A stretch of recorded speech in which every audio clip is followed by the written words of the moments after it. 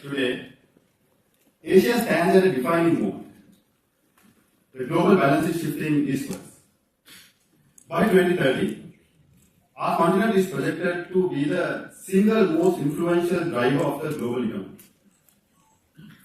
contributing approximately 60% of all global GDP growth. But as we rise, a simple question remains. What kind of civilization will we become? Will modernization weaken our identity? Will technology serve humanity or replace it?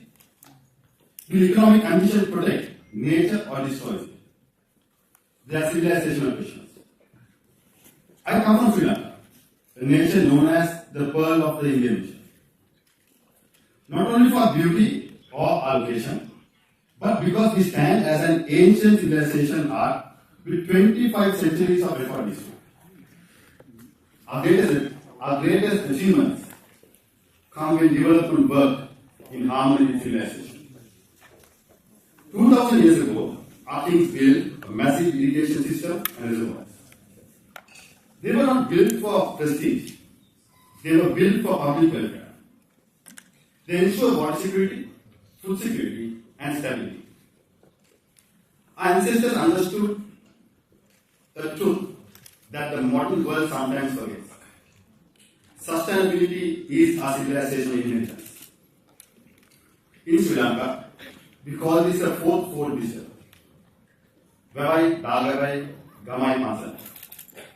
The tank, the stupa, the village, the temple. The tank represented the shared resources. The village represented shared lives. The stupa represented shared values. And the temple represented shared knowledge. They were not separate institutions. They were one system. Infrastructure created belonging. Belonging created resilience. This remains our North Star. Leaders such as my father, Mahendraj Bhaksar, translated this ancient balance into modern policy. He was a visionary who understood that a nation must look at the future without forgetting its past. He is a leader who transformed the Sri Lankan skyline, building ports, the highways, and the modern cities that connected us to the global economy. But even as he built the skyline, never lost sight of the ground. He championed a model where village empowerment and social welfare as a single unified mission for a nation. We proved that modernization does not have to come at the cost of identity. Today, Asia faces a different world.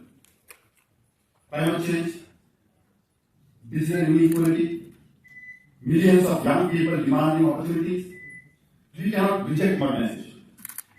But we must pursue development with balance. In the Dhammapada, it is said, Appamado Amatapada, Pamado Machinopada.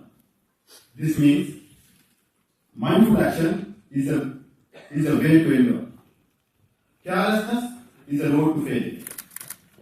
In leadership, this means we must act with total awareness. We must have the courage to protect what is irreplaceable.